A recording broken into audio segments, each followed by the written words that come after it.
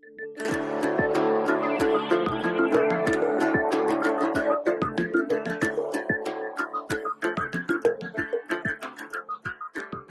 want to remind you that the views and opinions expressed throughout the broadcast day are those of the speakers and not necessarily those of the station, its staff, or the writers. Time is being made on KMUD for other viewpoints. Thanks for joining us. You Saddams and you Bushes, you Bin Ladens and snakes, you billionaire bullies, you a globalized curse. You put war on the masses. Happy holidays and welcome to Heroes and Patriots. This is a program about national security, intelligence, and foreign policy. Today is Thursday, December 29, 2022, and this is our last program in 2022. Good morning. I'm Mary Massey with co-host John Sakowitz. Happy holidays, John. Happy holidays, Mary, and happy holidays to all our listening audience. And thank you for supporting your community station, KMUD, this year. Today's program and all programs will be archived right here at kmud.org. You'll also find them on our show, Facebook and YouTube, and those are listed as Heroes and Patriots. Our faithful engineer today and throughout this entire year is Dorothy Secure. We thank her for all of that. John and I couldn't be here without her and the terrific staff at KMUD. As always, we welcome questions from our listening audience. That number to call, 707-923-3911. Today, John and I will be speaking to a good friend of the station, Matthew Ho. Matt Ho has been on the program several times, specifically to discuss his experience as a Marine commander in both Iraq and Afghanistan. But in 2009, Matt resigned his commission under protest from his post in Afghanistan with the State Department over the American escalation of the war. In 2010, Matt was named the Rittenhour Prize recipient for truth-telling. And as recently in 2021, he was recognized as a defender of liberty by the Committee for the Republic. So we want to talk about those experiences, but we also want to talk about his run for U.S. Senator in North Carolina with the Green Party. So let's first get Matt in on the program. Good morning, Matt. Welcome. Hi. Good morning, Mary and John. Thank you for having me with you. You sure? We hope you're doing well in North Carolina and aren't too in deep freeze. Hey, Matt, brother, it's great to have you back, and we've got a nice audience for this show. I don't know if you saw Colonel Stuart Scheller on C-SPAN yesterday, but the timing couldn't be better for the show today with you. No, I didn't see Stu's appearance, but I'll look it up after our conversation. Yeah, I think you'll find it interesting and informative.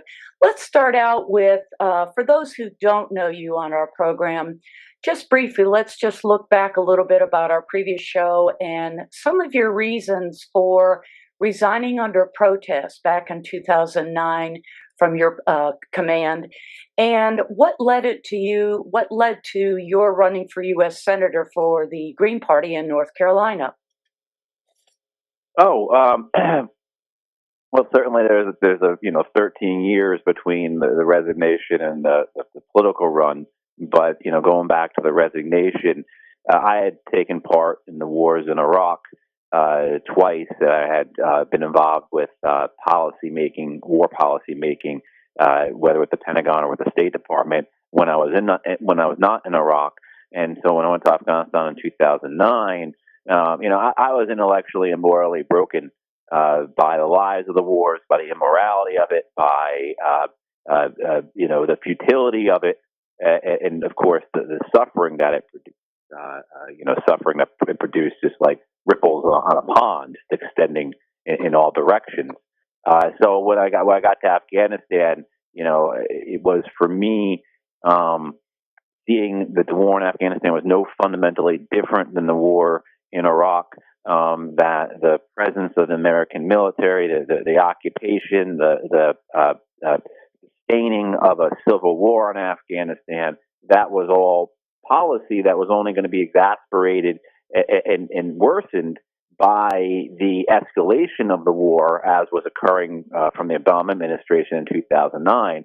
And, I certainly could see where that was going to go, that an escalation of the war was going to, of course, produce much more suffering, but it was also going to widen the war. It was going to deepen support among the population for the Taliban. It was going to increase the criminality of the Afghan government, because the Afghan government that we supported and that we were going to send more troops to keep in power and more money was a government composed of warlords and drug lords. And so seeing that happening, seeing what would occur, having already kind of betrayed my own values and betrayed myself by taking part in the wars in Iraq, I chose to resign in protest over the escalation of the war.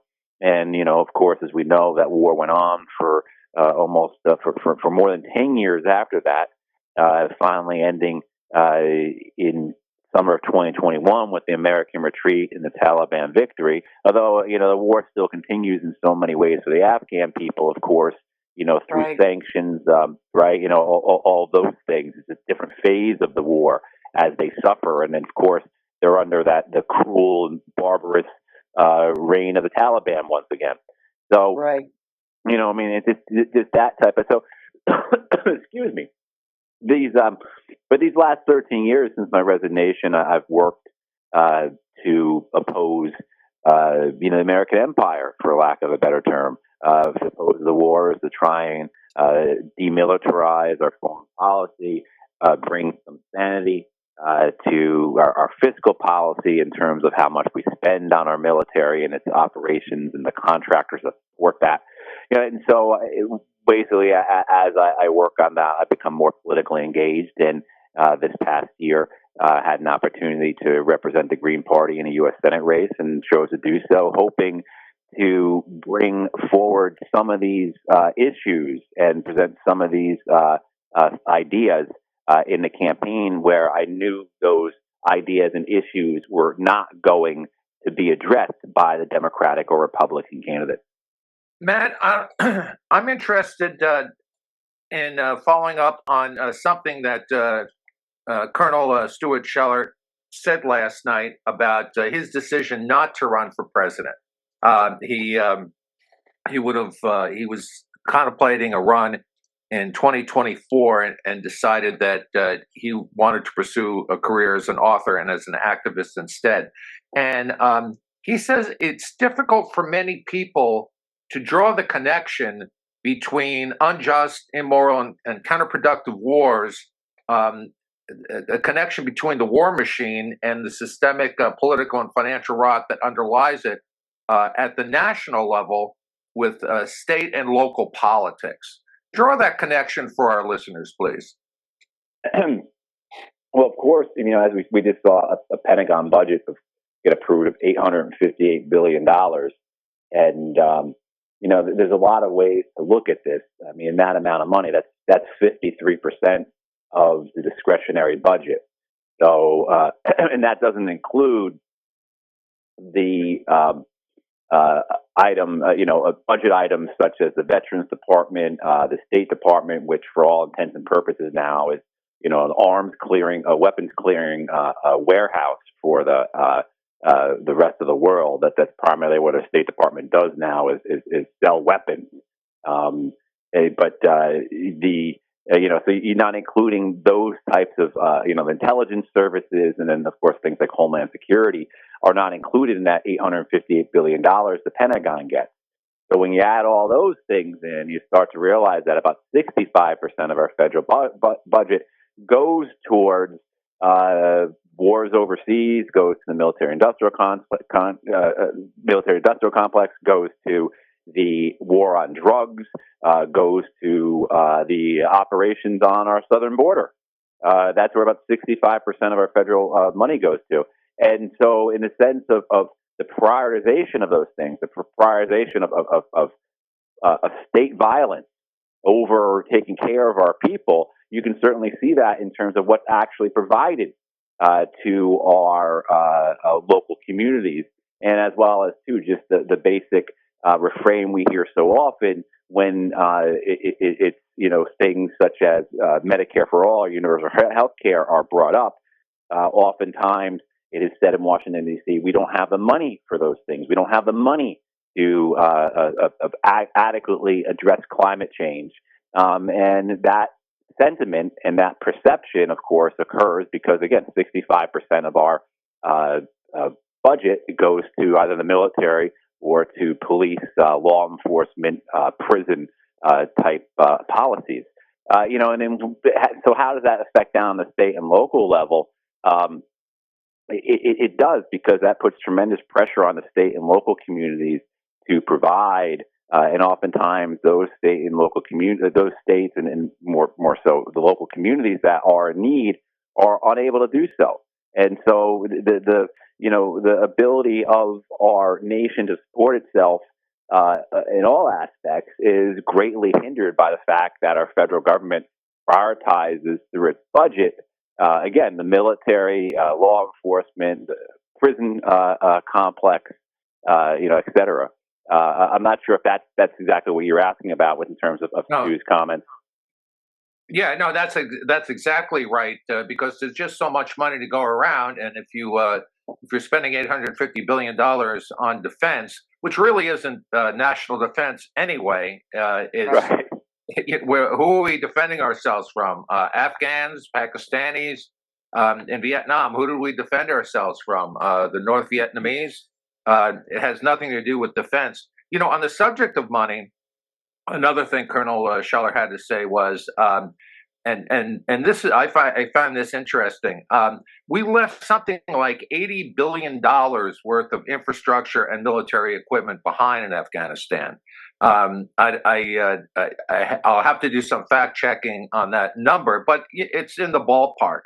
And you would think that at least one member of Congress would say, "Hey, listen, we just handed $80 billion to our former enemy, the Taliban.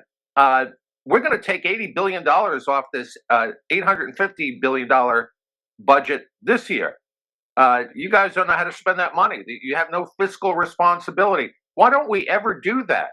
Why is it always a growing budget? Why is there never any accountability for the mistakes, the gross mistakes we've made in the field?" That's right, John. There is no accountability, whether it be for absolute failures, catastrophes, wars that have made circumstances worse. Why has there not anyone been held account for? Look, after 9/11, Al Qaeda had, and this is according to the American FBI, between 200 and 400 people around the world total. That's all they had. That's how big that organization was. And because of our wars, because of the invasion of Afghanistan, the invasion of Iraq, because of Guantanamo Bay, because we doubled down and supported corrupt and thuggish regimes, in Egypt and in Saudi Arabia and in other places, right? Their ranks grew to tens and tens of thousands. They had vast armies. They conquered territory. They controlled cities. They controlled huge chunks of nations. Why has no one ever been held account for that failure, right? For Right. saying this is what we're going to do. We're going to invade the Muslim world and we're going to defeat Al Qaeda that way. And in fact, it was a gift to Al Qaeda.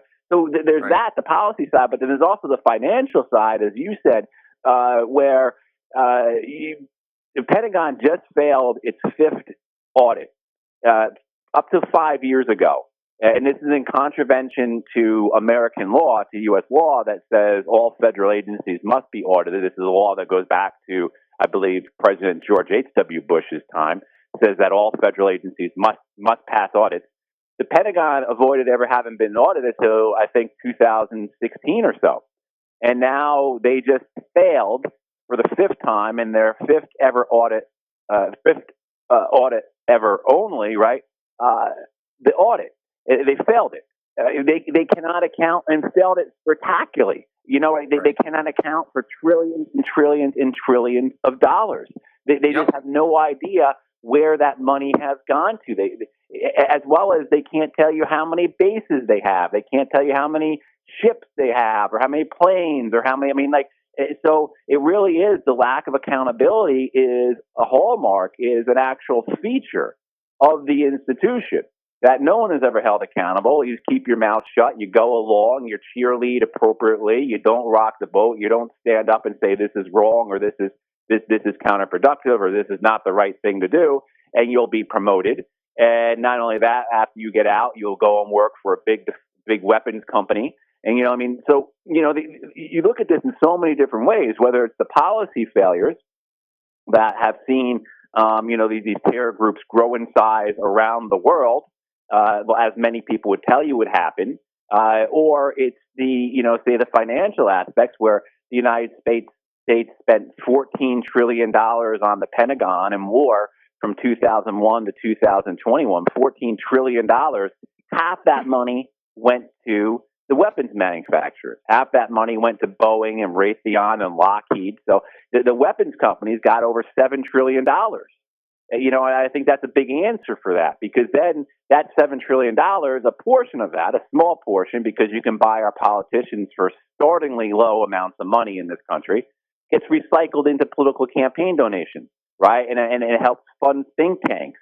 And so that whole cycle exists where the politicians give money to the Pentagon gives the money to the weapons contractors, the weapon contractors give money back to the politicians, and it goes on. And one of the consequences, of course, is that there's no one who has any interest in ever holding anyone accountable, because they're all greedy and they're all in on it and they're all profiting. And that's how the war machine continues on. Matt, excuse me. I think we need to remind our audience what happened on the day before 9/11. On the day before 9/11, September 10th, Secretary of Defense Donald Rumsfeld declared a war. He declared war not on terrorism, the mythic war on terrorism, the mythic war on Muslims did not exist before the Twin Towers came down. Then Secretary of Defense Donald Rumsfeld did not declare a war on terrorism. He declared a war a lot closer to home. Quote unquote, the adversary is closer to home. It's the Pentagon bureaucracy. And then Secretary of Defense Donald Rumsfeld went on to say more than $1.4 trillion was missing from defense spending over the years. And that $1 out of every $3 spent on defense was lost due to waste, fraud, and corruption. And he held up some audits, and he had someone from the Inspector General's office from the Pentagon standing next to him in an interview he did with CBS. This was the day before the Twin Towers came down. What happened after 9/11? That war on waste, fraud, and corruption at the Pentagon was never mentioned again.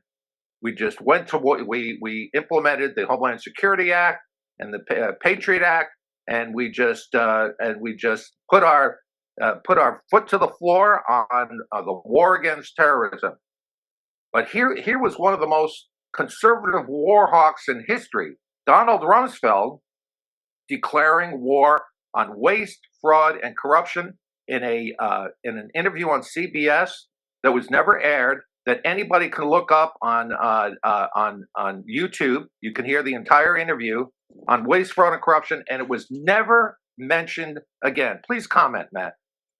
Oh yeah, I mean, and what came of it? The last 20 years, you've seen that the Pentagon budget more than double in size over 20 years, and that kind of gets back to what Stu Scheller was saying, I guess, in the C-SPAN interview that we commented on before, about how does this affect American people, this militarized government, this fact that we really are a government that is that prioritizes state violence, right? Whether through the military or police forces. Well, how does that affect our communities? How does it affect our neighbors, people we love, our friends, our coworkers? Well, one of the things we see is that as the Pentagon budget increases in size and more than doubles over 20 years at a rate far, that had not been seen since, World War II, basically, you have a reduction in all other forms of spending by the federal government. So as the Pentagon budget goes up, and the only other thing that also goes up over 20 years is Veterans Affairs spending. I mean, because there's several reasons for that. One of them being you create these wars in the Middle East, and millions of men and women come home afflicted with wounds, with trauma, with all types of health issues, and so you got to pay for that. But the other thing, the thing is that if you look at all other forms of spending by the federal government for that period of time, the first 2 decades of this century, all non-defense or veterans-related spending is either flat or decreases over those 20 years. And this is as the American population grows by 50 million people from 2000 to 2020. So this is, again, we could see what the effects are on people by having this hyper-militarized government like we do. But, the point where you're asking about this, the fraud, the waste, the theft that goes on, the racket that this is, that Rumsfeld commented on, that war, or the war in the Muslim world, and then now, of course, we have the war in Ukraine, and the Republicans want war with China. You have the opportunity for any dissent to be suppressed, right? So you could have someone like Don Rumsfeld say, look, there's $1 out of $3 go missing that the Pentagon, we give the Pentagon $3, they lose one right away. And at that point, the Pentagon budget around that time was about $300 billion a year, right? I mean, now it's $858 billion. So again, more than doubled, almost tripled. So you look at that, you say the Pentagon loses $100 billion a year. They can't, and nobody pays attention because 9/11 happens the next day, but no one goes back to it. And then as this spending spree, this money just gets pumped into the Pentagon expands and grows. And anyone who's familiar with Washington, D.C. can attest to how the Pentagon has grown, because the Pentagon reservation, as you could call it, the campus of the Pentagon, if you look north from Virginia, the Pentagon stretches from the city from Roslyn, which is part of Arlington County, from Roslyn across the river from Georgetown, all the way south along the river through the Pentagon itself, and all the way down to National Airport. That's all the Pentagon there, all those buildings, all that. I mean, there are tens and tens, hundreds of thousands of people at work. I mean, that's the scale and scope of this Leviathan that is the military-industrial complex at its headquarters. And so the challenge that became impossible because, one, it became so powerful. It had its tentacles everywhere, and I think the metaphors and imagery are really appropriate for what we're talking about here. But it was involved in everything, and everybody was making so much money from the expansion of the Pentagon. And what you then see, John and Mary, that I think is maybe the most telling thing, is that in the years before 9/11, throughout our country's history, different parts of the United States have been labeled as the wealthiest part of the country. So it's, of course, the coal mining sections of Pennsylvania at one point were. Tulsa and Dallas were because of oil. Prior to the turn of the century, it was Silicon Valley. And then what happens, though, after 9/11 is that Washington, D.C. becomes the wealthiest part of the United States. So that by the time 2004, 2005 runs around, 5 or 6 of the 10 wealthiest counties in the United States are Washington, D.C. counties. And again, it wasn't, where's that money coming from? That money was coming from war spending, from money being given to the Pentagon that then, of course, flows out. And so you see the expansion, the buildup of the Washington, D.C. area, whether it be Northern Virginia or Maryland, all the hotels, the restaurants, that all comes from war spending. So a lot of people were getting rich off these wars.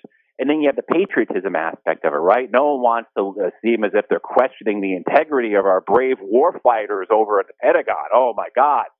Sure way to get yourself, canceled, if you will, politically or media-wise or what have you.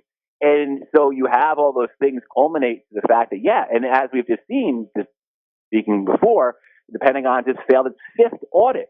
It's only ever had 5. It's failed all 5 of them incredibly brazenly, and they don't seem to care. They'll say things, we need to work on this, we need to fix it, but they don't care because they know no one's going to do anything about it because everyone is in on it. Everyone is making money off of it. This is good for all the powers to be.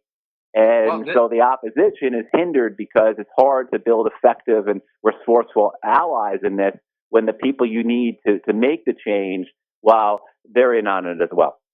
Well, Stu Scheller addressed that point exactly. He, when asked by someone in the audience last night at C-SPAN, and I think it was on C-SPAN too, you know, why doesn't someone in Congress step forward? Why, you know, you would think that waste, fraud, and corruption. And by the way, I'm looking at the Rumsfeld transcript right now. It was an estimate of 2.3 trillion that he estimated. And wow. This again is a interview that you can find with CBS News correspondent Vince Gonzalez on September 10th. And Secretary Rumsfeld was accompanied by a guy by the name of Jim Minery of the Defense Finance and Accounting Service. You would think that waste, fraud, and corruption at this level would be something that even in a highly polarized Congress, enough members of Congress would agree to do something about it. You would think that, you know, the progressive faction of the Democratic Party and the libertarian and conservative small government factions of the Republican Party could come together and form something of a coalition to bring the Department of Defense to accountability. You would think that that would happen. And when Scheller was asked this, he says that brings us to another myth. He calls it the thank you for your service mentality. He says that any attempt to cut the defense budget is political suicide because it's spun by the pro-defense types, big spending types, as being anti-veteran, anti-marine, anti-soldier, anti-sailor, anti-airman, that you're just not supporting the people who are serving this country. And he called that the thank you for your service mentality. When in truth, it's the grunts that pay the price. It's not our generals and admirals who pay the price. They're not punished for losing wars. It's the grunts like us that pay the price. Comment on Scheller's observation of this whole mentality that it's just anti-serviceman, anti-veteran to criticize and to say a word about the defense budget. Well, I think, you know, that you're dealing with something that's occurred throughout the political history of mankind, right? Certainly, if you go back to the Roman or the Greek eras, you know, you would more than likely hear politicians denouncing other politicians for not being fervent enough in their patriotism and for the love of their troops, for the love of their, you know, their heroes.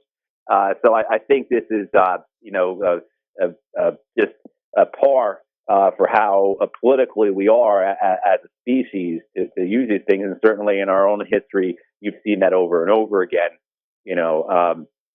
But it's effective.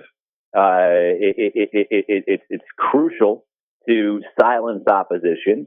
It has a lot of funding and resources behind it. I recall about 10 years or so ago when the Obama administration, working with Congress, was putting forth their sequestration, where they wanted to curb the growing federal debt. And so they were going to the Congress and the White House were going to have these sequestration policies where the federal budget was not going to grow.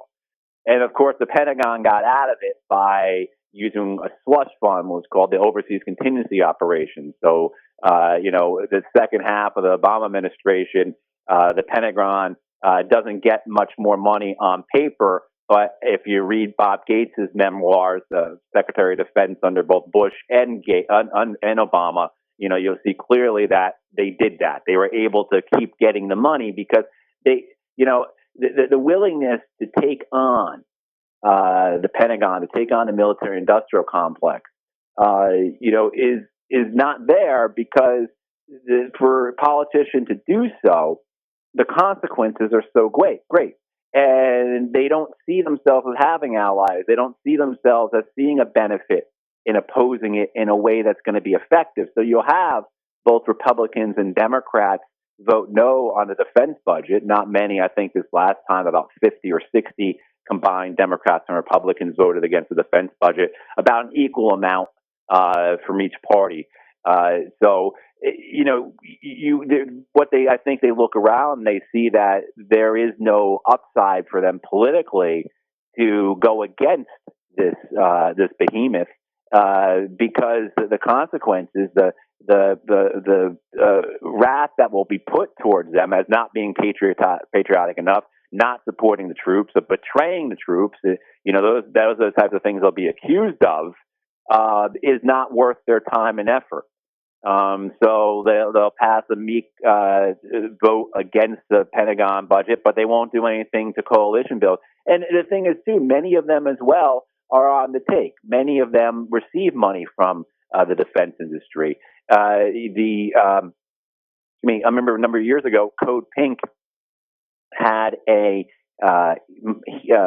panel on Capitol Hill, and it had, 13 or 14 congressional members of the Progressive Caucus come in, and these members of Congress all denounced the military-industrial complex and the high rate of military spending, and on and on and on. And then at the end, the Code Pink folks bird-dogged those members of Congress as they came out, and they asked them, hey, will you sign this pledge not to take money from the weapons makers? You not accept campaign contributions from the arms industry. And only one or two out of those 14 or 15 members of Congress were willing to do so. So there's also the political realities of how good that money is for them. And so, there's not a lot bolstering them, whether it's idealism, whether it's the concept of doing the right thing, whether it's the evidence that this is just wasteful, it's fruitless, it's counterproductive, it takes away from the needs of our country. The evidence for that is miles and miles high. All these different things we've talked about. I think for many members of Congress, it also comes down to, well, this is good for me politically. There's no downside politically for me to support the Pentagon, for me to support this $858 billion spending bill, for me to, continue to support American wars. There's no political downside. So I think they see that. There has been political downsides, of course, to the wars. We got to be careful what we're saying, because, as we've seen public backlash turn into voters acting out against the wars, and we saw that in the 2006 midterm, we saw it in the 2008 general elections, and we also saw that in the 2016 elections to a degree, where voters in many rural states that had a disproportionately high level of casualties from these wars voted against Clinton because they saw her as representing the wars, and voted for Trump because they saw him as an outsider. Now, of course, Trump was anything but an anti-war president. So there can be a political backlash, but in terms of the spending just continues, because for many politicians, they don't see a downside in opposing. Right. It's 34 minutes past the hour. If you've just tuned in, we are speaking to Matthew Ho on Heroes and Patriots. And we do want listeners to call in with their questions, 707-923-3911. We do have a caller waiting. Matt, if you're ready, we'll take that call. I'd love to hear what you're finding as you're getting into politics in North Carolina, because I'm wondering, is there the possibility of building a kind of common cause-like coalition around the country with alternative sources of funding and alternative perspectives, building on that anti-war sentiment, and especially with demographic changes and as the Cold War generation retires or dies, do you think there's a possibility for building a coalition and finding new money that can counter the defense spending? And I'm glad you brought the money, because the money is so important. There is a great deal of enthusiasm for political alternatives. That's what we saw campaigning, in a sense of people we met, we spoke to. We went to a lot of events. I did as many public things as I could, and people were enthusiastic about having alternatives. People are rightly dismayed and distrustful and angry at the two-party system. And you see that in a number of different ways. And in the polling, too, we know public opinion-wise, a Pew poll from this past summer, I believe it was Pew, not Gallup, but from this last August, had it at 70% of Americans either strongly support or somewhat support a third party. I mean, the problem being is that you don't see that translate into effective campaigning and effective electoral outcomes because the resources aren't there. So your point about money and mentioning that a few times is really important because you can have that level of enthusiasm, you can have that desire for it, and you can have people who want to get out there and do it and try and make it happen in terms of presenting an independent political choice for voters. But if you don't have the resources to run the campaigns, to make people aware of who the candidates are, establish that name recognition, establish party recognition, get people to understand what issues you're running on, all those kinds of things. And then as well as breaking through the psychological hold, for lack of a better term, that the two-party system has on Americans and getting people to turn out to support. People aren't going to, for example, people aren't going to go to the ballot, don't go to the ballot box just to see if there's someone on there that might be different, right? They tend to, way Americans express their dissatisfaction with the electoral process is by not voting. And in many elections, non-voters in this country are the biggest block of voters, right? Many times the highest turnout was among non-voters. Here in North Carolina in the midterms, 2 months ago or almost 2 months ago, voter turnout was barely over 50%, right? So by far the biggest vote getter was the non-voting. You need the resources to reach people. That's something that we had a real challenge with in our campaign was, how do you reach 7.4 million registered voters in North Carolina? I mean, you can go to your festivals, you can go to events, you can do all the candidate forums, you could, do what you can, but how many hands are you going to shake in a day and people you're going to talk to compared to that 7.4 million number that you're trying to get people to learn who you are, right? And then, of course, you have just the aspects of just how human minds work and how we have to hear things a certain number of times, become familiar with it. And, as well as, again, we're up against that psychological hold that the two-party system has and the very partisan, identity-based politics of the system, really tough to go against. So, those are the kinds of things that, we were up against, we were understanding, what certainly other people have understood and communicated for a long time. And the idea, though, is that, you need to coalition build. You need to have a true grassroots level effort that meets people eye to eye, speaks to people, introduces people to what you are trying to accomplish politically. Let them know that, we would say things like, we're a party that represents the 63% of us that live paycheck to paycheck. Try and connect with people on a level like that. But then, too, again, you're up against that idea of the scale of it, the scope of it. How do you reach that many people? In a congressional district, there's 750,000 people in each congressional district. Well, how do you get out and talk to, that many people, right? And the money is so important. The resources are so important. Being able to pay staff so they can do work full time is so important. These are the things that, if we are serious about putting pressure on the political system to amend it, they bring about ranked choice voting or proportional representation, so that we can have better access to our politics for people. Those are the things that we really have to contend with. Is how do we fund it? How do we pay for what we need to build here in terms of infrastructure, network, coalitions, et cetera? Matt, I want to stay on budget for a second, but look at it from a different aspect. I'm sure when you were in Afghanistan, you relied on certain Afghani citizens to assist you and other Americans. And in August of 2021, thousands of Afghanis and their families were airlifted out of Afghanistan because they were in harm's way, if you will. And I've been reading lately that many of these Afghanis have not been acclimated and settled in the U.S., and some are actually being threatened to be deported. Was any money ever set aside for, in this $858 billion the Pentagon has put together, how are these people being taken care of? And, they helped us, and now how are we helping them? Well, and there was a bill that was included with it, or was supposed to be included with the $1.7 trillion omnibus spending that the $858 billion for the Pentagon includes.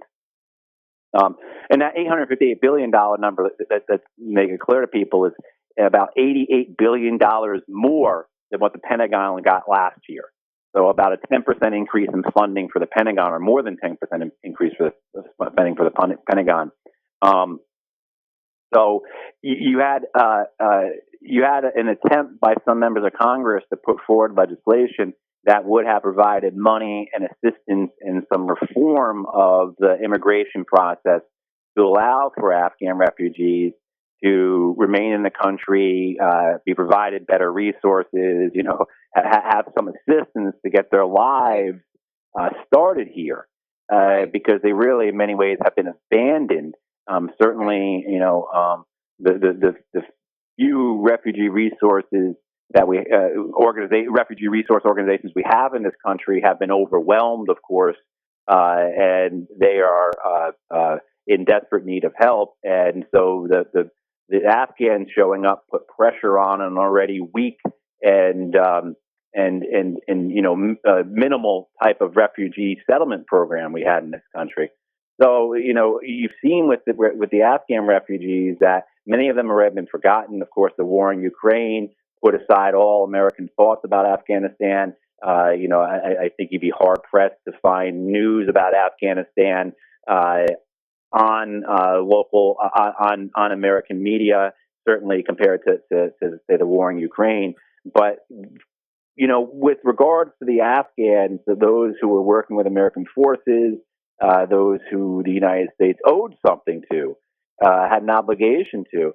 As soon as President Obama back in 2011 says that we're going to begin withdrawing forces by, actually summer of 2011, we're going to begin withdrawing forces. By 2012, we'll be out of combat operations. By 2014, we'll be completely out of the country. This is what Obama says in about early 2011. Veterans groups and human rights groups were jumping up and down saying, well, we have to make sure we bring our people with us. And so what happens in the summer of 2021 with oh my God, there are tens of thousands of Afghans that need to be evacuated, was something that have been spoken about for more than a decade by, again, veterans groups, refugee groups, human rights groups, and that the American government under, three presidents, Obama, Trump, and Biden, had basically ignored, have basically said, we're not going to do anything about it. And they're dealing with the consequences now where certainly I think if it wasn't for the television cameras, many of those people would have been left behind. The American government would have been happy to just ignore them. And, as long as no one's talking about them, we don't care. But because of the media pressure, the American government then had to do something, I believe. But now these people are lost once again, hidden once again, and people aren't aware that they are. They received very little money, many of them, to get started in this country. The challenges, as anyone can imagine, for that, and the resources haven't been there. And now, of course, because the American government have refused to put together a real program for how are we going to settle these people in the U.S. and make them official and give them a pathway to citizenship, because it had been delayed and dismissed and just ignored for so long, and then done in a rather rushed fashion in the summer of 2021, the consequences are now being borne out by the Afghans and their families, where many of them are facing issues in terms of possible deportation because, their paperwork is not correct, for just to simplify it. So it's a complete betrayal of those people. It's disgusting.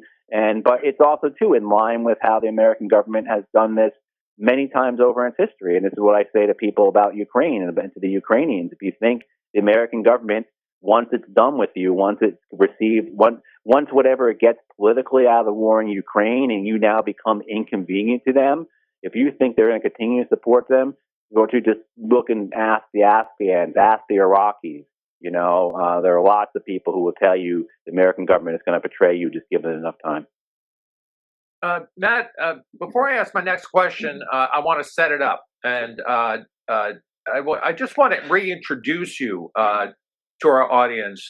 You not only won the Rittenhauer Truth Telling Prize and really paid for that. Your biography has been repeatedly censored from Wikipedia for being vandalized by your critics.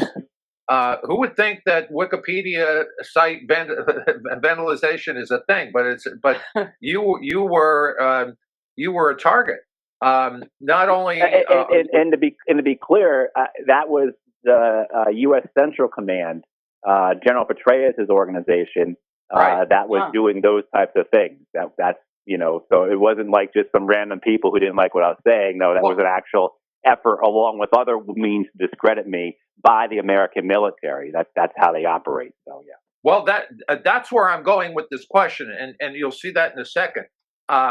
So I'm not introducing you as a civilian, as the Rittenhauer Prize recipient, as a senior fellow for the Center of International Policy, and as a former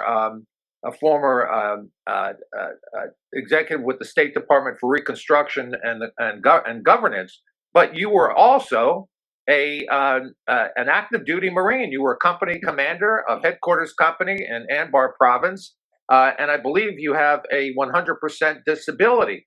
So my question is, why don't you get more respect from the military, from people in uniform? I'm wondering, when you were campaigning in North Carolina, you have all these important military bases. You have Fort Bragg, which of course is the home for U.S. Airborne and Special Operation Forces. You have Camp Lejeune, a Marine Corps base, which is the home for our Expeditionary Force bases. You have Seymour Johnson Air Force Base, which I believe is the home for training F-15 pilots to actively deploy at a moment's notice, and the home of the famous F-15 Strike Eagle Force combat platform. You have all these important bases: Fort Bragg, Camp Lejeune, Seymour, Johnson. I was wondering, what kind of reception did you get as a candidate for U.S. Senate in North Carolina from active duty military? Very positive reception, which is what we expected. And again, it just kind of came down to the question of, like, how do we reach people? How do we actually get in front of people? How do we let people know we exist? But certainly, I remember, say, we were down at a festival out in Fayetteville, North Carolina, which is where Fort Bragg is. And so many of the people who were at that festival were soldiers from the base and or family members, and very supportive, very in much in agreement with, these wars have been catastrophic. They've been counterproductive. These are men and women who certainly see the waste of the Pentagon, the racket that it is, right? The financial misconduct and lack of accountability. They see it firsthand. They recognize it. And so they were very supportive. And that wasn't surprising, though. One, because, again, I've the generals may not like me or people like Danny Davis or Danny Sergison or others who speak out. Stu Scheller, they certainly don't like Stu Scheller. They don't like being exposed for what they are. They don't like having the truth being told them. When they're lying about these wars for decades, they don't like being someone showing that they've been lying.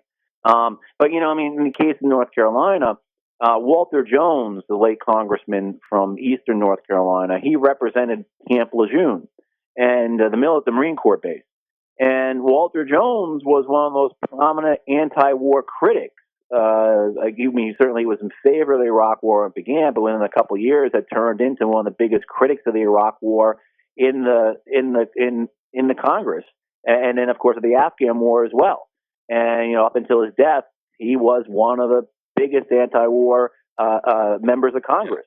And right. The Republicans, he was a Republican, they hated him. John Boehner hated him. And they primaried him, and they ran people against him, and they didn't give him the support that they would have given a Republican who stayed in line with them and who didn't go against the wars.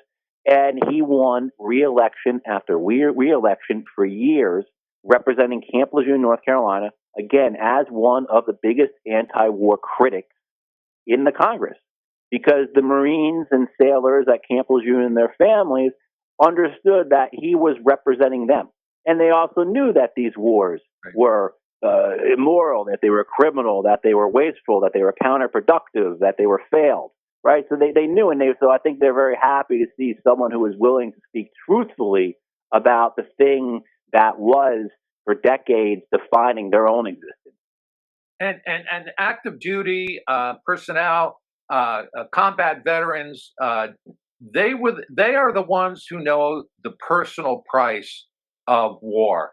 It reminds me of the time I met. I had the honor of meeting retired Lieutenant General Hal Moore in Colorado. He was speaking at Colorado College. Hal Moore was the subject of the 2002 war film "We Were Soldiers Once and Young." When I met him, he was promoting his book, and he was speaking as a peace activist. And you say, "Wow, there's a 3-star general, there's a 3-star lieutenant general working as a peace activist," and someone in the audience took exception to that, and Hal Moore shot right back. He said, "Until you have packed a sucking chest wound with a compress bandage, until you have tied off an amputated limb that was lost in a landmine or in a artillery barrage, until you have seen someone bleed out from a wound to a vital organ like a liver or a kidney, until you have carried a dying soldier or Marine off a battlefield, you do not know the price of war.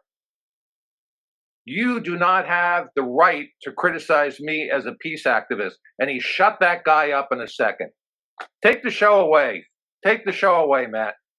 Close us out. A few years ago, there was a polling that came out that found American veterans of the wars in Iraq disapproved of the wars more than the American public did. And it wasn't by much. It was 65% of veterans said the wars weren't worth it, and 63 or 62% of the public said they weren't worth fighting.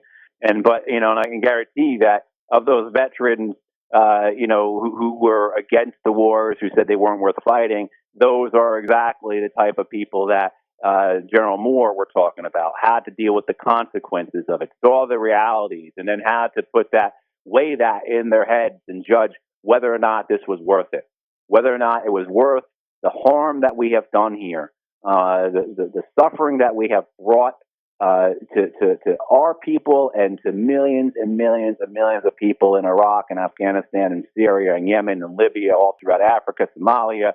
I'm sure I'm forgetting Pakistan. I'm probably forgetting a few, right? There's just so many. Was it worth it? Was it worth it? And I think the majority of veterans say no, it's not. And again, we have the public opinion numbers to show that. And I would say anecdotally, those with the most experience, with direct experience, tend to be much more against it than those who don't have it. And the exception, of course, the exception to all that are the generals, the people, and the colonels and generals who have been promoted over and over again, and whose own career instincts and their own egos, because these are men, predominantly men, who want to see themselves as the next Eisenhower or the next Nimitz or the next Hap Arnold or someone like that.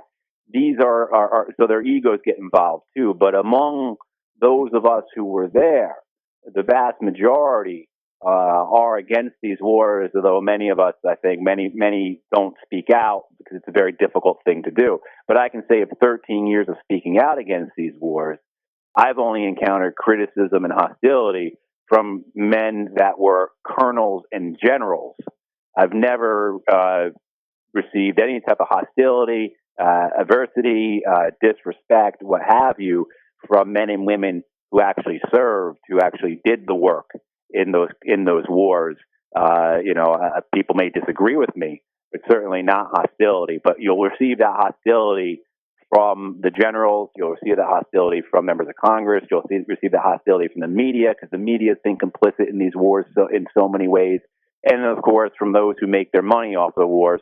You're endangering their good thing. And so, that's what I found myself up against most of the time. Matt, I want to tell you before we say goodbye that I include you and Stuart Scheller, and my father, a World War II veteran, and my father-in-law, who was just buried, a veteran of 3 wars, World War II, Korea, and Vietnam, the last 2 as a combat field surgeon, and all the other combat vets that I've known and loved over the years. I want to let you know that every day I pray for you. I pray during a 1-hour walk that I take every day at Riverside Park here in Ukiah. I'm recovering from 3 hours of heart surgery in September. I want to let you know that I pray that you never shut up, that you continue working for peace, that you continue speaking out, that you continue speaking truth to power. God bless you, my brother. Keep up the good work. Well, thank you, John. And I'm sorry about your father-in-law passing, but thank you very much for those kind, thoughtful words. And thank you, Mary and Dorothy. Thank you as well. And Happy New Year to everyone. I appreciate the opportunity to talk to you all.